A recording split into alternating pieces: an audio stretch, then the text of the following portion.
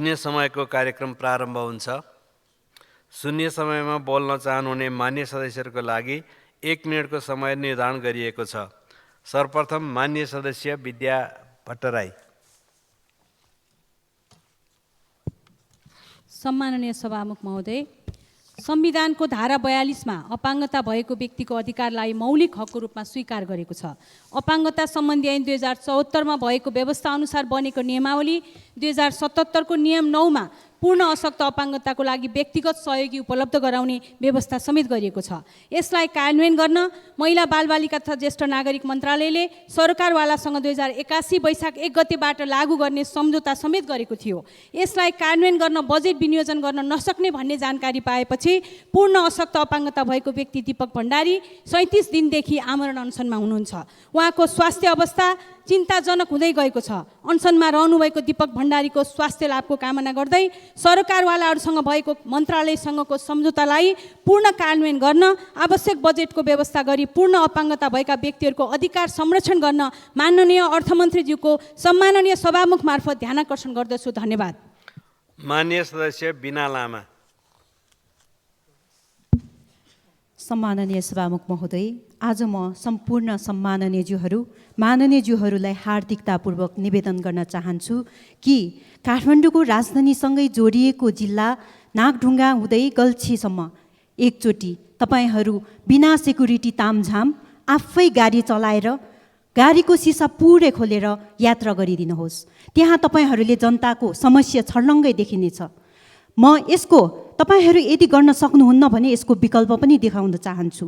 विकल्प यो हो कि धार्केबाट भीमढुङ्गा हुँदै काठमाडौँ छिर्ने बाटो रहेको छ। त्यसमा जम्मा 400 मिटर पिच हुन बाँकी छ। त्यसमा सरकारले चाहिँ छिट्टोभन्दा छिट्टो तादारुकता देखाएर यो पिच गराइयोस् र सानो सवारी साधनहरूलाई त्यहाँबाट जाने बाटो बनाइयोस् भनेर ध्यानाकर्षण गराउन चाहन्छु।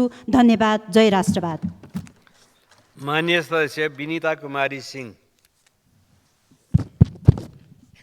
सामान्य सभामुख महोदय, तराई मधेस लगायत देशको विभिन्न भागमा आगलागीको कारण ठुलो धनजनको क्षति भएको थियो। सप्तरीको महदेवा, मोहतरीको मठियानी लगायत विभिन्न ठाउँमा भएको आगलागीको कारण करोडौँको क्षति र हजारौँ घर परिवार विस्थापित भएका थिए।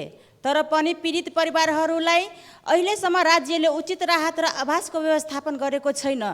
अब केही समयमै मनसुन सक्रिय हुने देखिन्छ, तर गरिब दलित तथा अति विपन्न परिवारहरू तिरपाल मुनि रात काट्न बाध्य छन्। त्यसैले उहाँहरूको वासस्थान सहित राहतको विशेष प्याकेज व्यवस्थापनको लागि सभामुख मार्फत सरकारलाई ध्यानाकर्षण गराउन चाहन्छु। हस् त, धन्यवाद। मान्य सदस्य वीरबहादुर बलायर। सभामुख महोदय, महिला राजनीतिको नेपालमा मात्रै नभएर एसियामै चर्चित नाउँ हो द्वारिका देवी ठकुरानी। द्वारिका देवी ठकुरानीको स्मृतिमा गए वर्ष सरकारले केही रकम विनियोजित गरेर उहाँको स्मृति भवन बनाउने तय गरेको थियो डोटीमा। तर अहिलेको सरकारले त्यसलाई चाहिँ अधुरैमै राख्यो। त्यसैले यथाशीघ्र त्यसको चाहिँ बजेटको व्यवस्थाका लागि चाहिँ म सरकारको ध्यान आकर्षण गराउन चाहन्छु। यस्तै गरी धेरै आए, प्रधानमन्त्री छोरी कार्यक्रम आयो, अरू आयो। प्रधानमन्त्रीको छोरी, अर्थमन्त्री छोरी अथवा मेरै छोरी अथवा सांसदको छोरीहरू हो भने त मलाई केही भन्नु छैन। नेपालको छोरी हो भने यो विनियोजित बजेटले राष्ट्रिय र अन्तर्राष्ट्रिय रूपमा छोरीहरूको अपमान भएको छ। बरु त्यही रकम विनियोजित हुने हो भने त्यसलाई शीर्षकबाट हटाइदिँदा चाहिँ जाति हुन्छ जस्तो चाहिँ मलाई लाग्दछ।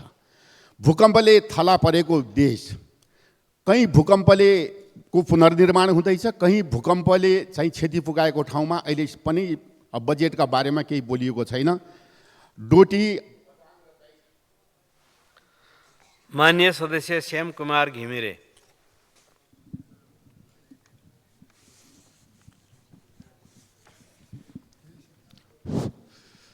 सम्मान्य सभामुख महोदय, प्रसङ्ग बजेटकै छ। मेरो जिल्लामा कमला नदी नियन्त्रणका लागि वर्षौनी बजेट पर्छ। डिपिआर 100 अर्बको डिपिआर तयार भएको छ। जम्मा बजेट पर्छ 2-4 करोड रुपियाँ पर्छ। गत वर्ष 2.5 करोड रुपियाँ बजेट परेको थियो। त्यो अघिल्लै वर्षको भुक्तानीमा सकियो। यो वर्ष टेन्डर पनि भएन। यो वर्ष कति बजेट परेको छ मलाई थाहा छैन। त्यहाँ त्यो नदीका किनारमा वरतर परतिर गरी लगभग 1 लाख मान्छेको बसोबास छ। ती 1 लाख मान्छेको घाँसबास सधैँ जोखिममा छ।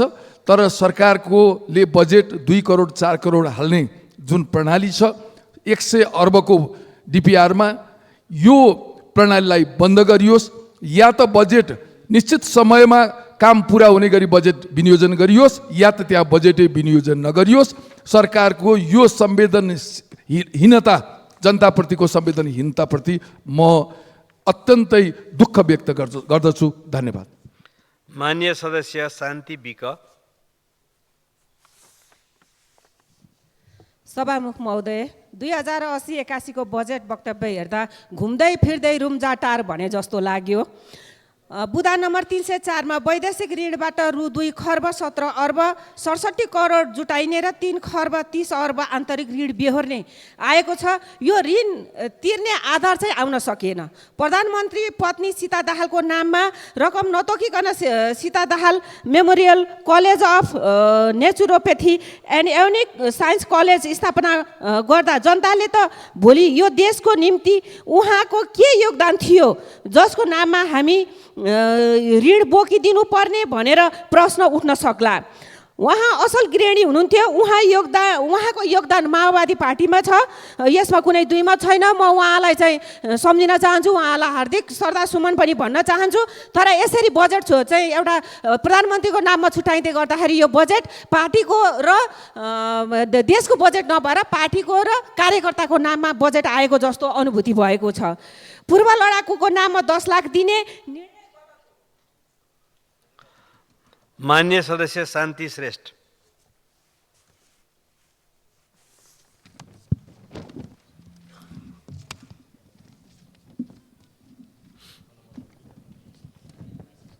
सम्माननीय सभामुख महोदय, गोकर्ण बागमती करिडोर योजना के भइरहेको छ? त्यस क्षेत्रको विकासको लागि पूर्वी शहरी विकास कार्यालय स्थापना गरेर सम्भाव्यताको अध्ययन भई मन्त्रालयमा पेश भएको थियो। बजेटको व्यवस्था भएको छैन। वातावरणीय हिसाबले व्यवस्थित शहरी विकास गरी बागमतीलाई सौन्दर्यकरण गर्नुपर्ने देखिन्छ। हाल त्यस ठाउँमा जग्गा टुक्रिने क्रम तीव्र छ। भोलि अव्यवस्थित बस्न सक्छ। यसका लागि सुन्दरी जल गोकर्ण बागमती सरकार समितिले अर्बन प्लान सम्भाव्यता अध्ययन भएको पनि जानकारी गराउन चाहन्छु।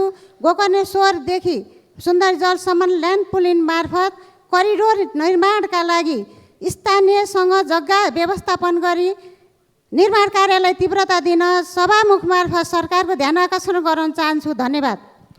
मान्य सदस्य शिव नेपाली। सम्मान्य सभामुख महोदय, नेपाल क्रिकेट वर्ल्ड कप खेलिरहेको छ। खेलमा हारजित हुन्छ।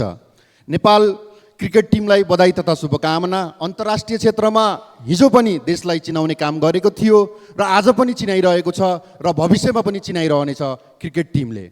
सभामुख महोदय, गण्डकी प्रदेशको राजधानी पोखरा पर्यटकीय राजधानी घोषणा भइसक्यो। बधाई छ हामी सबैलाई। तर पूर्वाधारका धेरै विषय सम्पन्न हुन बाँकी छ। सभामुख महोदय, अन्तर्राष्ट्रिय एयरपोर्ट चलिरहेको छैन।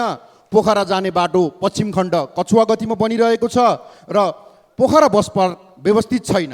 कन्फरेन्स हल दिपेन्द्र सभागृह हल 30 वर्षदेखि जीर्णोद्धार मलाई बनाइदे भनेर भनिराखेको छ। तर नेपाल सरकारको कुनै पनि कार्यक्रम, नेपाल राजनीतिक दल र प्रतिनिधिको सेयर लगानी भएको कन्फरेन्स ब्याङ्क्वेट हलमा गरिन्छ र सभामुख महोदय सरकारी मातहतमा रहेका सभा हलमा गरिँदैन किन?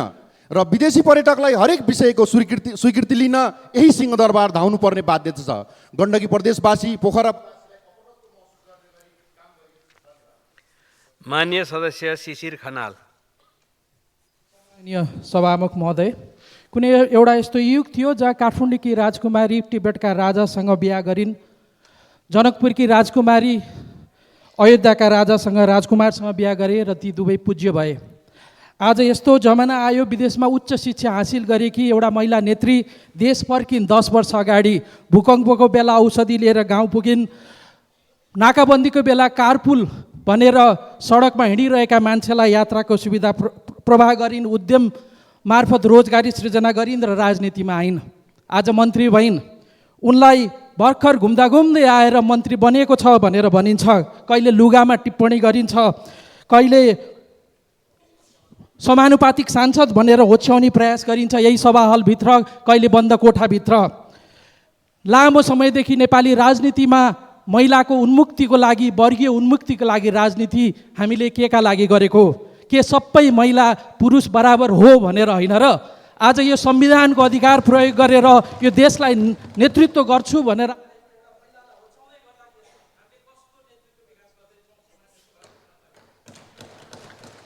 मान्य सदस्य शेरबहादुर कुँवर।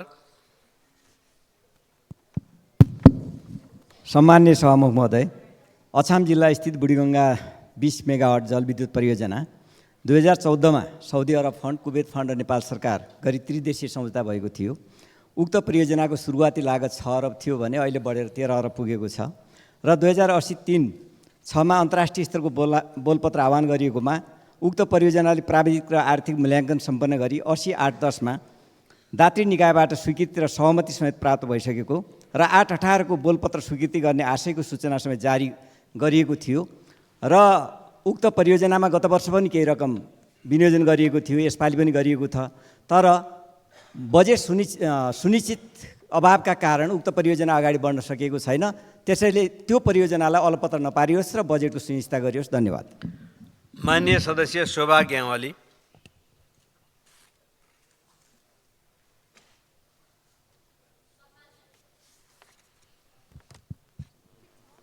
सम्मानीय सभामुख महोदय, किसानहरू अब धान लगायतका अन्य वर्षे बाली लगाउने तयारीमा छन्।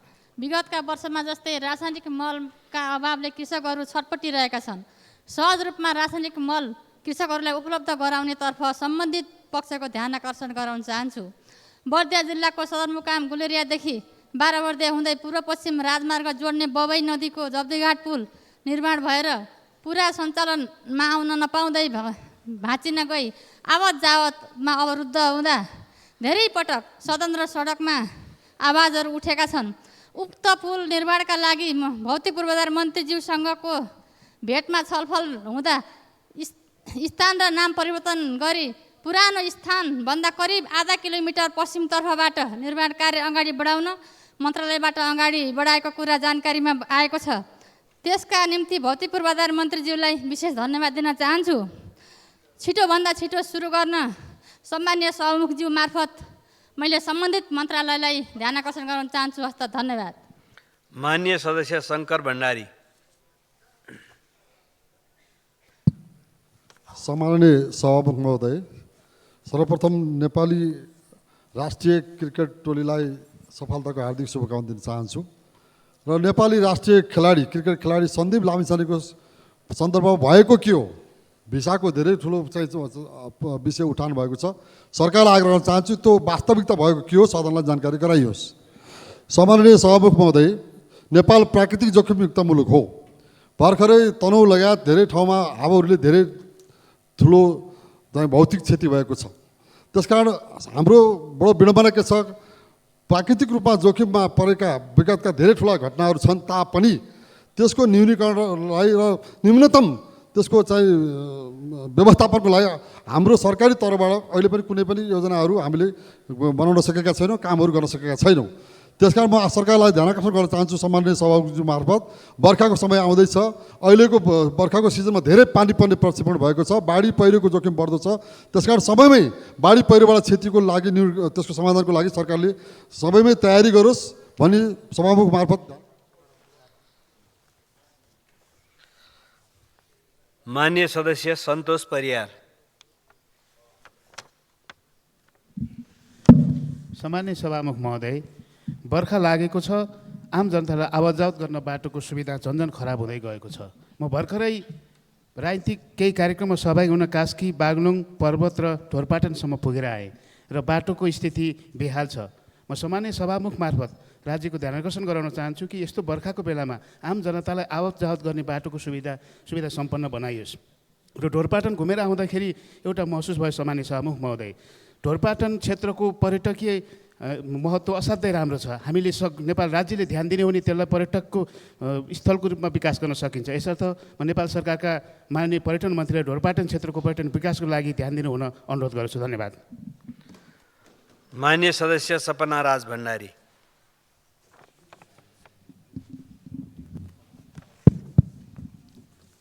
सम्माननीय सभामुखज्यू, विद्यालय जाने 18 वर्ष मुनि उमेरका धेरै केटाकेटीहरू भेपको कुलतमा फस्दै आएका छन्। रिहाब सेन्टरमा उपचारको क्रममा प्रयोग गरिने भेप सरकारले कडाई नगरेपछि अहिले नजान्दिदो रूपमा 18 वर्ष मुनिका केटाकेटीको ठुलो सङ्ख्यामा भेपको दुरुपयोग गर्ने प्रवृत्ति बढेको छ। भेपमा निकोटिनको मात्रा छ नै धेरै थोरै भए पनि यसले कलिला केटाकेटीको स्वास्थ्यमा असर पर्ने हुनाले 18 वर्ष मुनिकालाई भेपको फैलदो बजार पहुँचमा नियन्त्रण गर्न सरकारले सोच्नुपर्ने होइन र सरकार यसको लागि जिम्मेवार बनोस् भनी यस सदन मार्फत ध्यान आकर्षण गर्न चाहन्छु। धन्यवाद। जय नेपाल। मान्य सदस्य सम्झना थपलिया। सम्माननीय सभामुख महोदय, तराई तीव्र मरुभूमिकरण हुँदैछ। भूमिगत जलसतह वर्षै पछि 2-3 मिटर तल भासिँदैछ। उत्तरी भागमा रहेको चापाकल, स्यालो ट्युबवेल जस्ता खानेपानीका स्रोतहरू सुकिसकेका छन्। अब तराईमा खानेपानीको लागि पनि डिप बोर्डिङ नै जडान गर्नुपर्ने अवस्था आएको छ। म खानेपानी मन्त्रीज्यूको ध्यान आकर्षण गराउन चाहन्छु। तराईका यी खानेपानीका तमाम समस्याहरूलाई छिटोभन्दा छिटो सम्बोधन गरियोस्। तालतलैया सिमसार नदीको जरुवाहरू सबै सुकिसकेका छन्। चुरे संरक्षणको नाममा अर्बौँ रकम खर्च भइरहेको छ। अर्कोतिर चुरेलाई उत्खनन गरेर छतबिछत बनाइँदैछ। चुरे क्षेत्रको वनफडानी, चुरे पर्वत लगायतका नदी नालाहरूमा अनियन्त्रित र अत्यधिक उत्खनन भइरहेको छ। उत्खनन व्यापारमा लागेकाहरूले स्थानीय तह र स्थानीय प्रशासनसँग साँठगाँठ गरेर अवैध र अतिशय उत्खनन गरेको कारण खेतीयोग्य जमिनहरू मरुभूमिमा परिणत हुँदैछ। मान्य सदस्य सरस्वती बजिमय।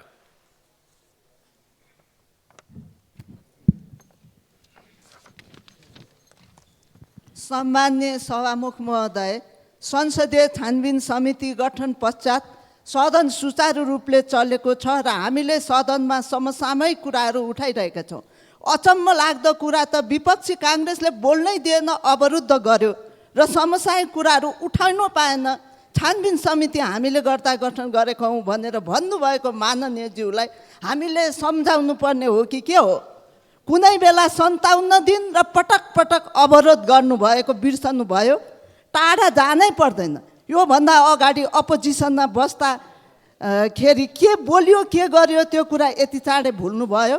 हामीले गृहमन्त्रीलाई बोल्न दिने त्यसपछि हामी बोल्छौँ भनेका थिएनौँ र त्यतिखेर किन बोल्न नदिएको? म प्रश्न गर्न चाहन्छु, नेपाली काङ्ग्रेसले सहकारीमा भएको अपचलनको निष्पक्ष ढङ्गले छानबिन होस् भन्ने चाहन्छ। दुःख कष्ट गरेर जम्मा गरेको हरेक वचन रकम हिनामिना दुरुपयोग नहोस् र वचन रकम फिर्ता पाओस् भन्ने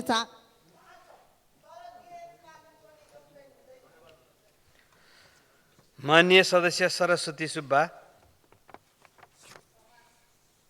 सम्माननीय सभामुख महोदय, यसपालिको मनसुनमा 4,12,000 घरधुरीका 18,01,000 भन्दा धेरै मानिसहरू कुनै न कुनै रूपमा प्रभावित हुने पूर्व अनुमान गरिएको समाचारले प्रभावित समुदाय र आम नेपाली नागरिकहरूको चिन्ता र भय सुरु भइसकेको छ। 83,000 घर परिवार प्रत्यक्ष प्रभावित हुने र 18,000 घर परिवारलाई उद्धार तथा राहत दिनुपर्ने अवस्था आउने आकलन गरिएको छ।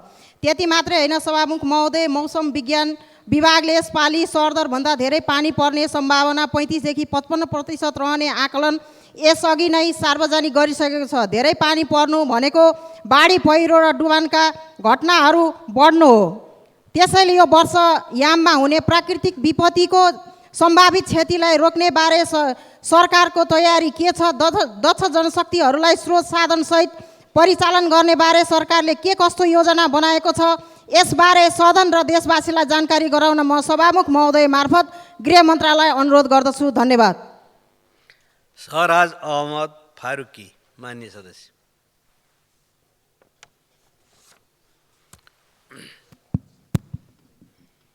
सम्मानीय सभामुख महोदय, लुम्बिनी प्रदेशको कपिलवस्तु जिल्ला पर्यटकहरूको का लागि आकर्षणको केन्द्रमा छन्। यसको व्यवस्थापनका लागि कृष्णनगर नाकामा पर्यटकको मुख्यद्वारको रूपमा इमिग्रेसन कार्यालय आवश्यक देखिएको छ। यो कुरा सदनमा बारम्बार उठाउँदै आएको छु। कपिलवस्तुका जनप्रतिनिधिहरूलाई छ कि अर्थमन्त्रीज्यू लुम्बिनी प्रदेशकै नै हुन्। उहाँको ध्यान अवश्य नै कपिलवस्तुको विकाससँग जोडिएको जिल्लाहरूमा जानेछ र फेरि म एकपटक सभामुख मार्फत सरकारका अर्थमन्त्रीज्यूको ध्यान आकर्षण गराउँदैछु। धन्यवाद। माननीय सदस्य सरिता भुसाल।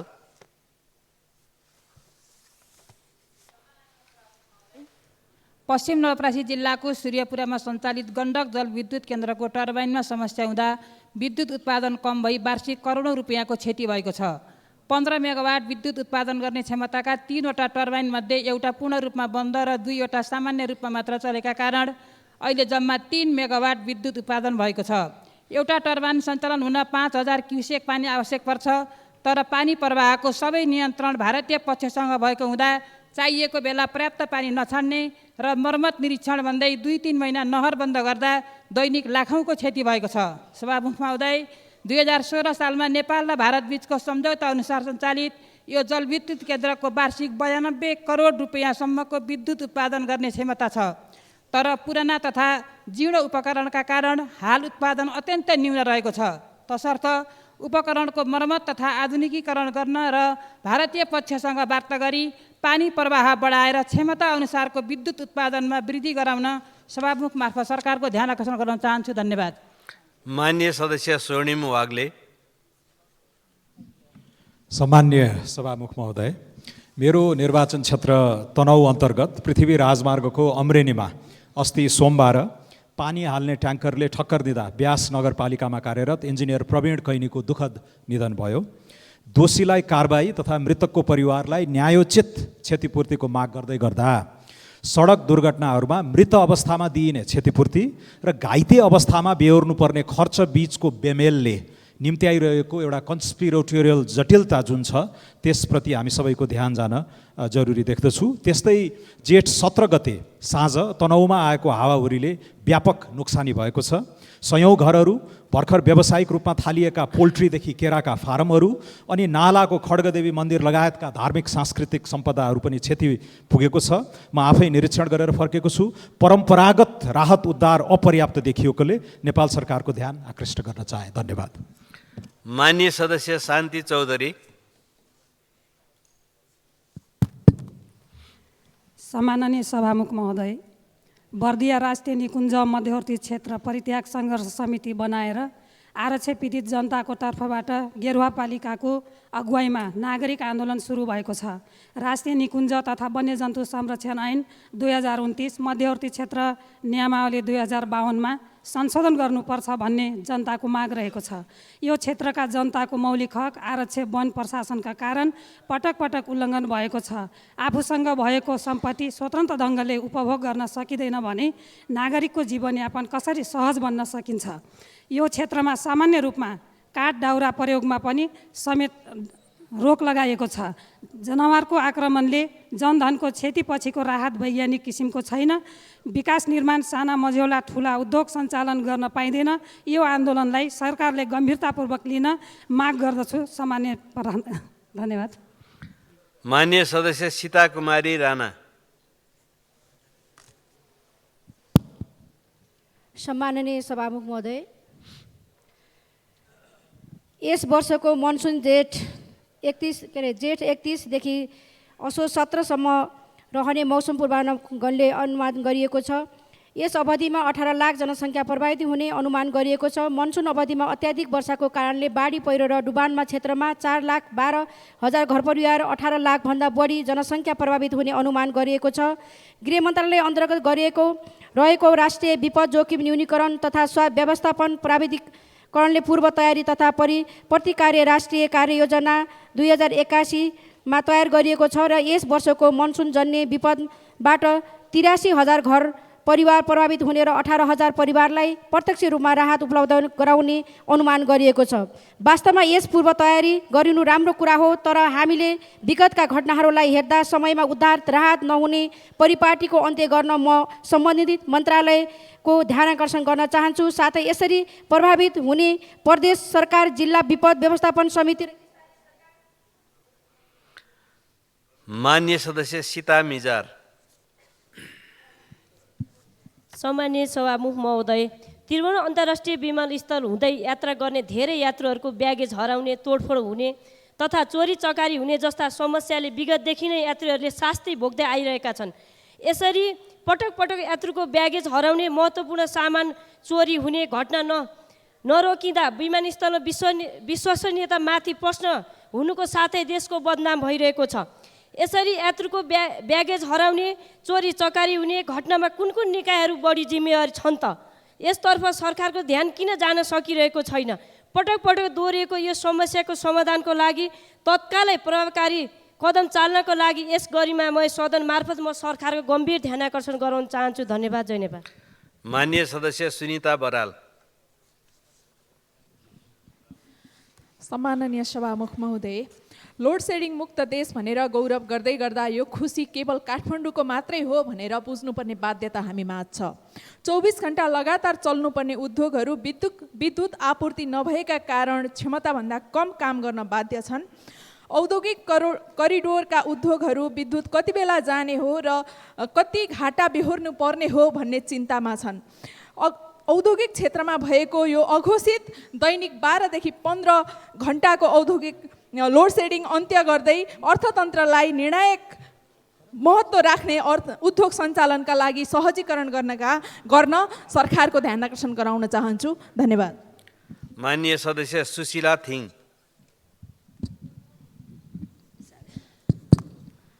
सम्मान्य सभामुख महोदय, मैले हिजो यस सम्मानित सदनमा 2टा असंसदीय अभ्यासहरू भएको देखेँ। अब माननीय शान्ति परियारज्यूलाई 6 मिनटको समय छुट्याएकोमा 3.5 मिनटमै रेकर्ड अफ भयो। अर्को चाहिँ माननीय राजेन्द्र कुमार लिङदेनज्यूले रोस्टममा उभिएर चाहिँ अर्थमन्त्री बजेटको विषयमा चाहिन्छ भनेर भन्दा चाहिँ सभामुखको आसनबाट नै टुक्का भन्दै गर्नु भन्ने आवाज सुनियो। यो संसदीय मर्यादा भयो कि भएन, म यो अनुरोध गर्न चाहन्छु। र अन्तमा यस्तो असंसदीय अभ्यासहरू नदोहोरियोस् भनेर संसद मार्फत म यो अनुरोध पनि गर्न चाहन्छु।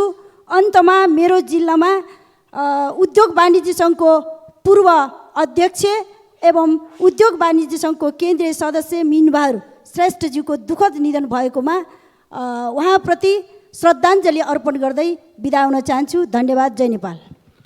माननीय सदस्य सुशीला श्रेष्ठ।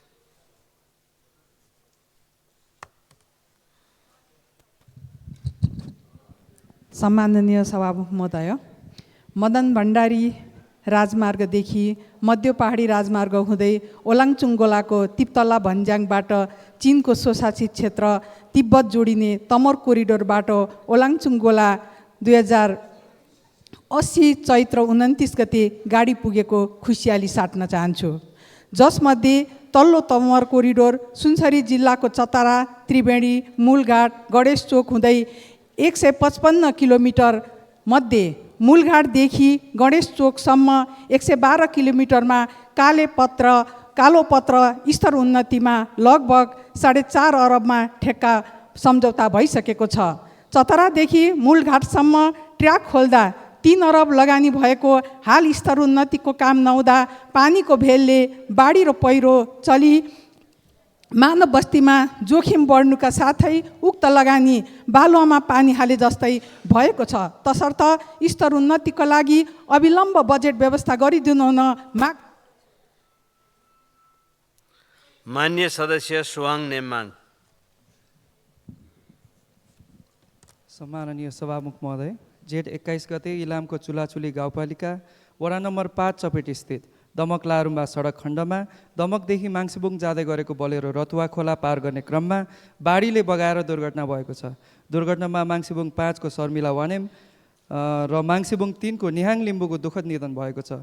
म उहाँहरूप्रति भावपूर्ण श्रद्धाञ्जली अर्पण गर्दछु।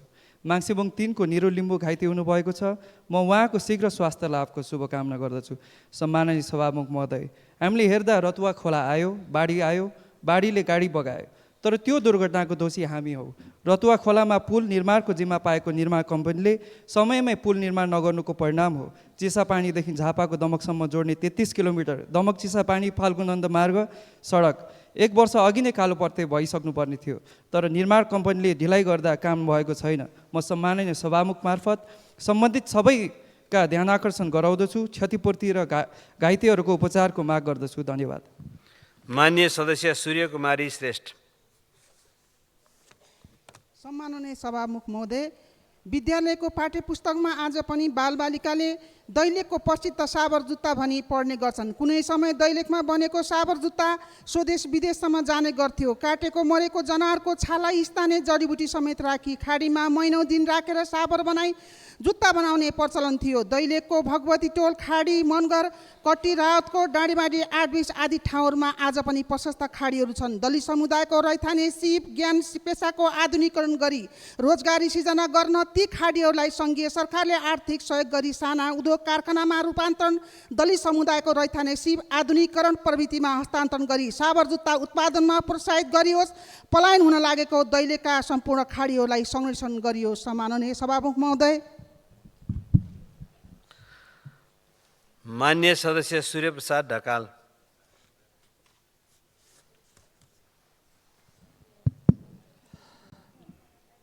सम्माननीय सभामुख महोदय, बाँके जिल्लाभित्र राप्ती नदी, डुडुवा, मानखोला, रोहिणी खोला, भक्ते खोला र चुकेनाला सहित दर्जनौँ ठाडा र खरे खोलाहरू रहेका छन्। कुसुमदेखि नरेनापुरसम्म 33 किलोमिटर राप्ती नदी बहन्छ। वर्षा सुरु हुनुभन्दा अगाडि राप्ती नदीको जोरैया, सर्रे, विषम्मपुर, पिपरुवा, खल्ला झगडियाको तटबन्धन र राप्ती सोनारी उडान नम्बर 9 को चुकेनाला र भक्ते खोलाको तटबन्धन समयमै गरिएन भने राप्ती सोनारी र नारायणपुर गाउँपालिकाका अधिकांश वडाहरू डुबाउन पर्नेछन्, करोडौँको क्षति हुनेछ र पछि राहत वितरण र पुनर्निर्माण गर्नुभन्दा पहिले नै तटबन्धनको व्यवस्था मिलाउन सभामुख मार्फत नेपाल सरकारको ध्यान आकर्षण गराउन चाहन्छु। धन्यवाद। माननीय सदस्य सूर्य थापा।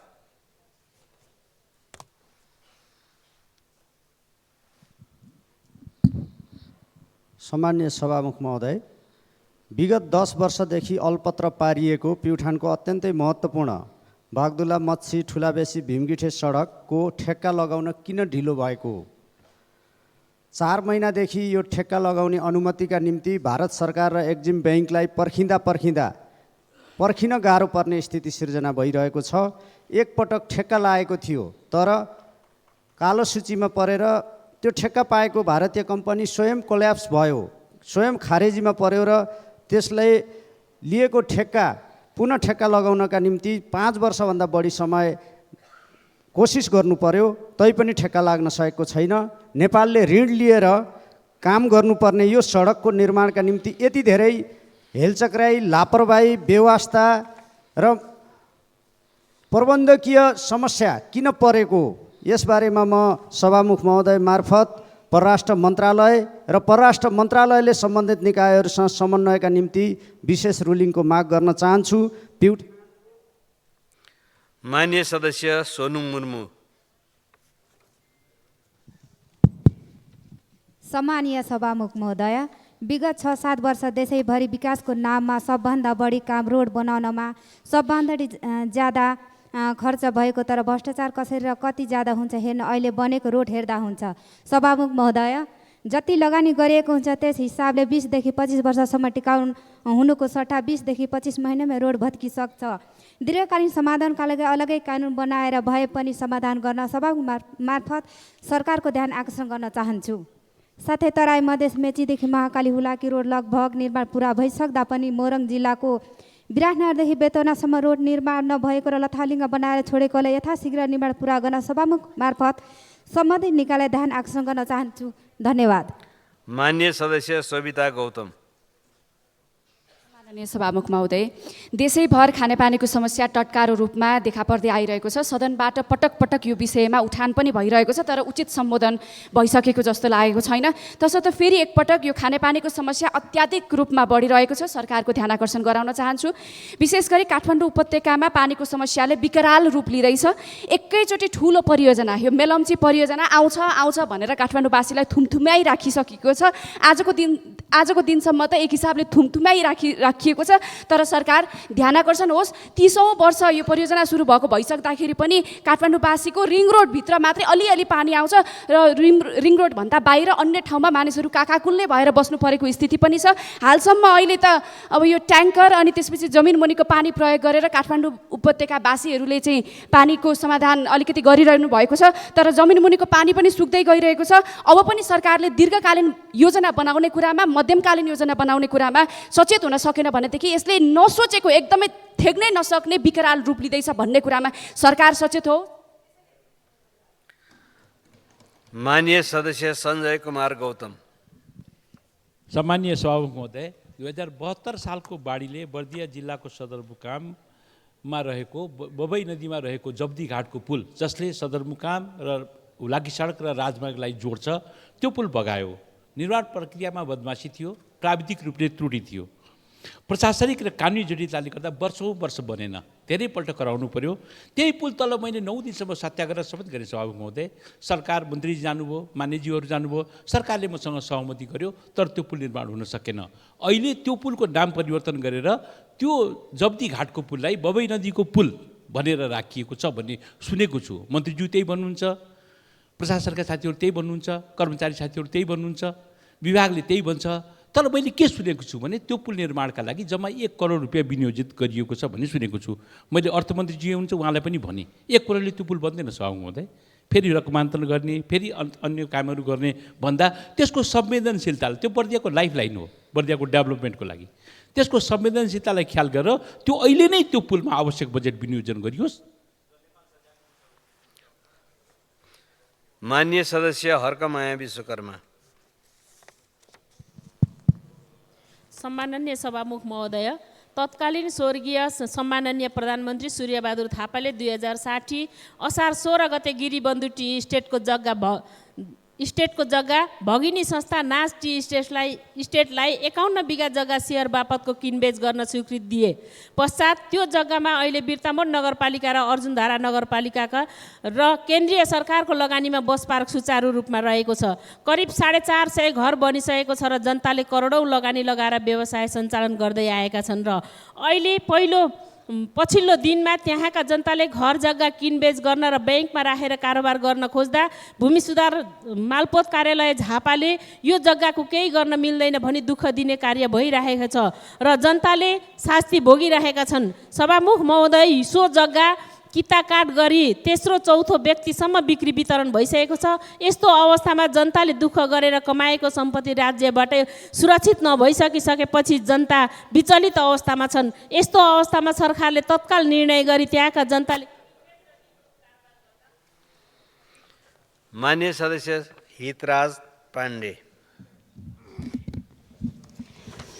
सम्मानीय सभामुखज्यू, सबभन्दा पहिले सदनका सभामा भएका 2टा घडीको समय फरक देखिरहेको छ, यसलाई सुधार्नको लागि म आग्रह गर्दछु।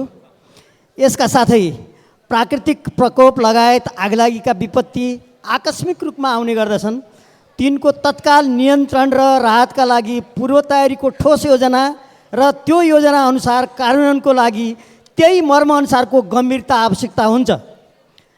खास गरेर ग्यास र विद्युतबाट समेत आगलागीका दुःखद घटनाहरू बारम्बार बढिरहेको परिप्रेक्ष्यमा आगलागी नियन्त्रणको लागि दमकल भएका ठाउँमा ती दमकल चलाउने अग्नि नियन्त्रक जतिखेर पनि तयार अवस्थामा रहनु पर्दछ, फौजी अनुशासनमा रहनु पर्दछ। त्यसका लागि सम्बन्धित मन्त्रालयले देशमा भएका दमकलको तथ्याङ्कसहित तयारी अवस्थामा राखोस्, स्थानीय र प्रदेश सरकारसँग समन्वय गरोस् र जनतालाई आपत परेको बेलामा भरोसा दिनको लागि सरकार तयार। माननीय सदस्य हेमराज राई। सभामुख महोदय, केही दिन अघि स्थानीय तहका जनप्रतिनिधिज्यूहरूले अर्थ मन्त्रालयमा धरना दिएको खबर थाहा भएको छ। उहाँहरूले चालु आर्थिक वर्षमा स्थानीय तहमा विनियोजित भएको समानीकरण अनुदान कटौती नगरियोस् भन्ने माग गर्नुभएको रहेछ। यस सन्दर्भमा हामी सबैलाई थाहा छ सभामुख महोदय कि स्थानीय तहले सञ्चालन गर्ने आयोजनाहरू, विकास आयोजनाहरू अहिले समानीकरण अनुदानमा आधारित रहेको छ।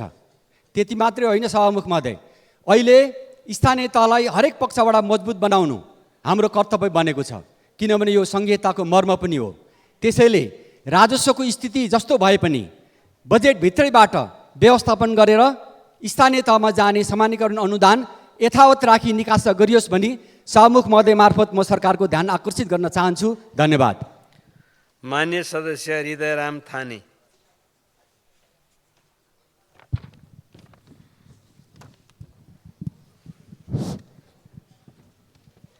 सम्माननीय सभामुख महोदय, कर्णाली प्रदेशभरिका लागि हाल कोलपुर सुर्खेत 33 केबी प्रसारण लाइनबाट विद्युत वितरण भइरहेको छ।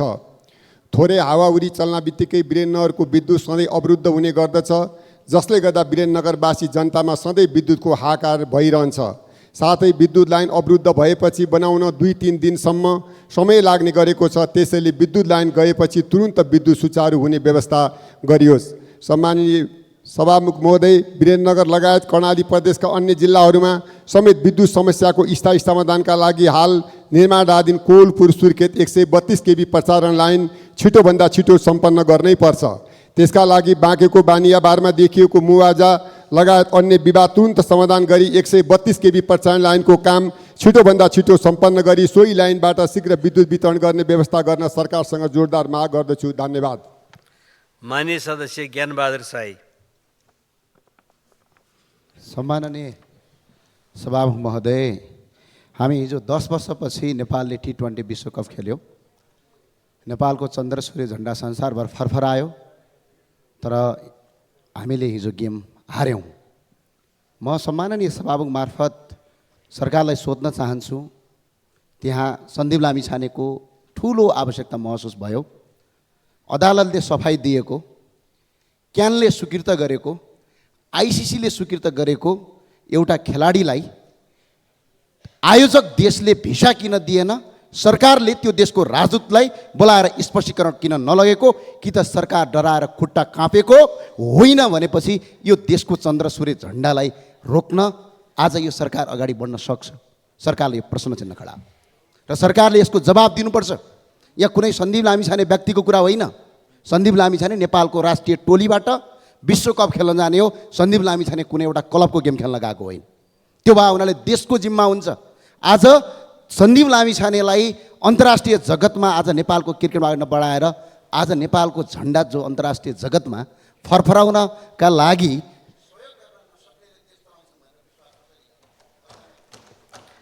मान्य सदस्य ज्ञानु बस्नेत सुवेदी।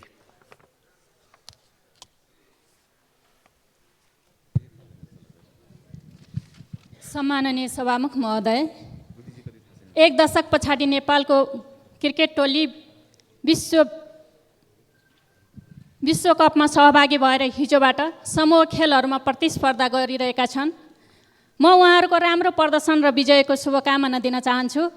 सभामुख महोदय, गत शुक्रबार र शनिबार आएको भीषण हावाहुरीका कारण चितवनमा केरा खेती गरिरहेका किसानहरूले भारी नोक्सानी बेहोर्नु परेको छ। खास गरी पूर्वी चितवनको रत्ननगर, कालिका र खैरेनी नगरपालिकामा लगाइएको केरा खेती मध्येको 90% बढी केरामा क्षति पुगेको छ। चितवनमा यो खेतीको सम्भावना राम्रो देखेर थुप्रै किसानहरू आकर्षित भइरहेका छन्, तर अहिले आएको यो विपदबाट उनीहरूको मनोबल खस्किरहेको छ। तसर्थ यो विपदबाट संरक्षण गर्न सम्माननीय सभामुख महोदय मार्फत म नेपाल सरकारसँग हार्दिक अनुरोध गर्दछु। धन्यवाद। मान्य सदस्य ज्ञानेन्द्र बहादुर कार्की। सम्मान्य सभामुख महोदय, वर्षा सुरु हुन साथ सुनसरी जिल्लाको 12 क्षेत्र नगरपालिकाको खास गरेर टप्पु गैरिया, चिलैया, माझी टोल, सिसौली, जलाल, पुल्ठे गौठा, जब्दी, ठाकुरबासी, ठाकुरबारी, राजावास आदि ठाउँका जनताहरू कोशी कटानबाट उत्पन्न हुने खतराबाट सधैँ त्रसित भएर बस्नु परेको अवस्था छ। विगतको वर्षमा पनि